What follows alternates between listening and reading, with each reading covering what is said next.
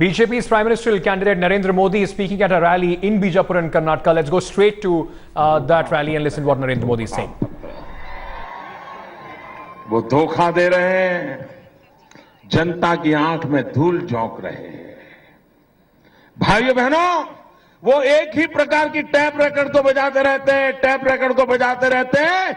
हिंदुस्तान को आपकी tap record सुनते सुनते कान पक चुके हैं। हिंदुस्तान को तो ट्रैक रिकॉर्ड चाहिए, ट्रैक रिकॉर्ड चाहिए। कांग्रेस पार्टी ने 2004 में वादा किया था, 2009 के घोषणा पत्र में भी वादा किया था और उन्होंने कहा था वे 10 करोड़ नौजवानों को रोजगार देंगे। एक बार उन्होंने कहा था कि हर परिवार से एक व्यक्ति को रोजगार देंगे। मैं जरा पूछना चाहता हूं नौजवानों, दिल्ली सरकार ने आपको रोजगार दिया है? आपको दिया है रोजगार? आपको दिया है रोजगार? अरे पूरी ताकत से बोलो, दिया है? किसी को रोजगार मिला है? भाइयों बहनों, आंकड़े बोलते हैं। वाजपेयी जी की सरकार 6 साल, वाजपेयी जी की सरकार 6 साल रही और 6 साल में उन्होंने 6.5 करोड़ नौजवानों को रोजगार दिया। और ये मैडम की सरकार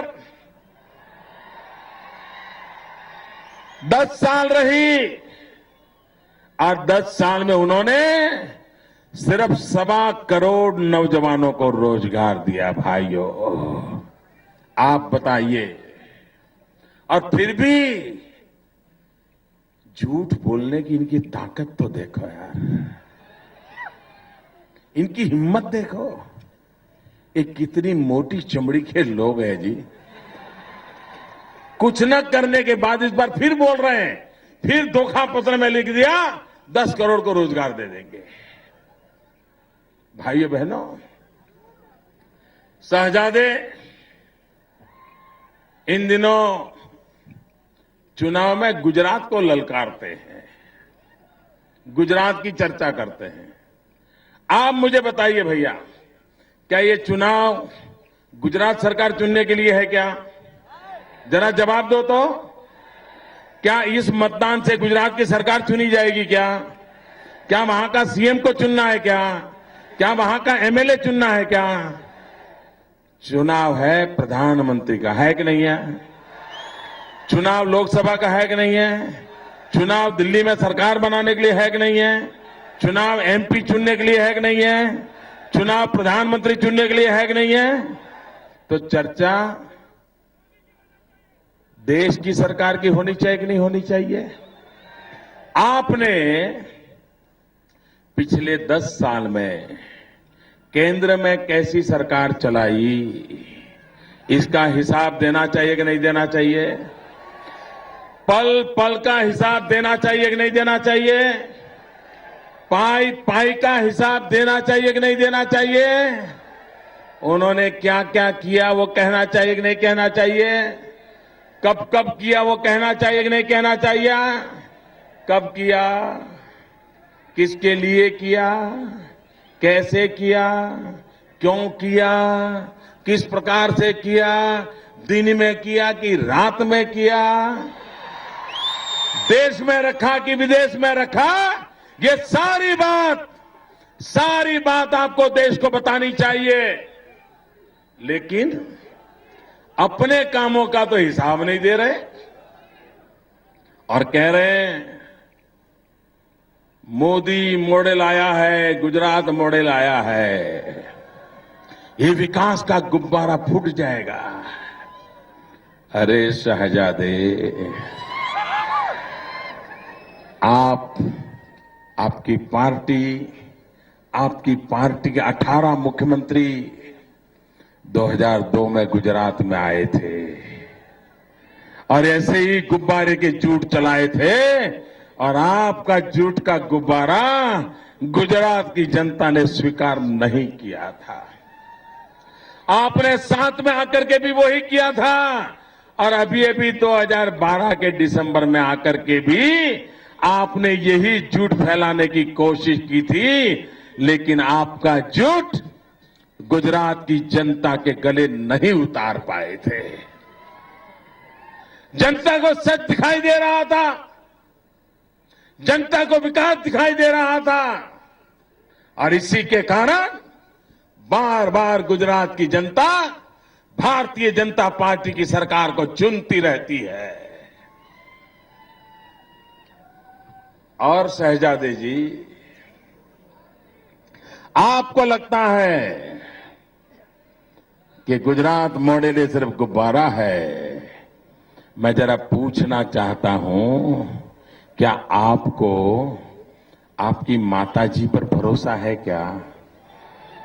बहुत सीधा सवाल पूछता हूं, क्या आपको आपकी माताजी पे भरोसा है कि नहीं है? देश जानना चाहता है। क्या आप अपनी माताजी में विश्वास करते हो क्या? अरे शहजादे जी, आपकी माताजी जिस राजीव गांधी फाउंडेशन की चेयरपर्सन है, उस राजीव गांधी फाउंडेशन ने गुजरात को नंबर 1 घोषित किया था। गुजरात नंबर 1 घोषित किया था। क्या आपकी माताजी की बातों में भी आपको गुब्बारा नजर आता है क्या? क्या आपकी माताजी भी गुब्बारे छोड़ती है क्या?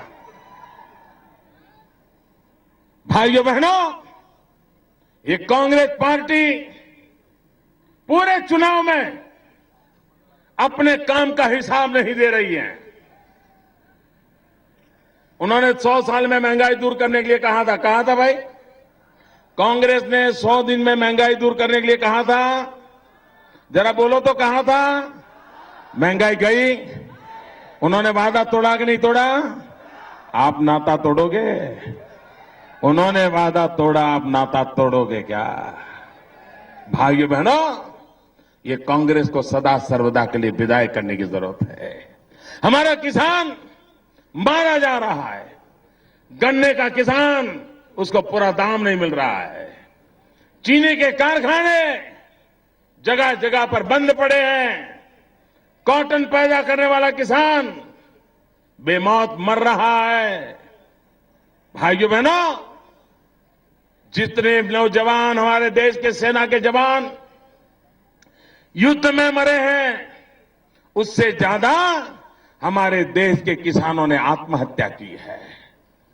और इसलिए भाइयों बहनों, मैं आज आपसे अनुरोध करने आया हूं, भारत का भाग्य बदलने के लिए, देश के नौजवानों को रोजगार का अवसर देने के लिए, किसानों की जिंदगी में सुधार लाने के लिए, गरीब से गरीब व्यक्ति को रहने के लिए घर मिले, घर में नल हो, नल में पानी हो, घर में बिजली हो, घर में एक शौचालय हो, निकट में बच्चों की शिक्षा की व्यवस्था हो, बुजुर्गों के लिए अस्पताल की व्यवस्था हो, क्या ये सपना हम पूरा नहीं कर सकते?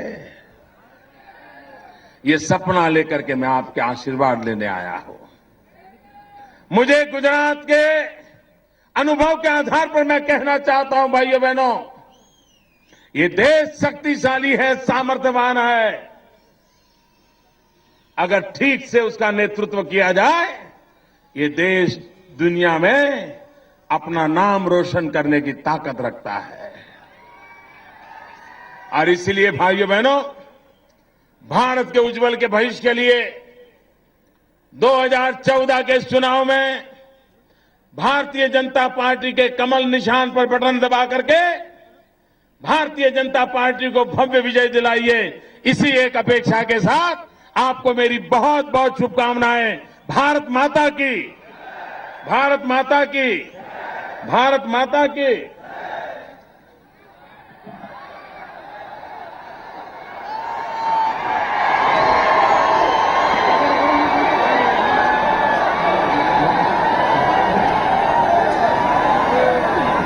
चलो भैया, विजय बाबा।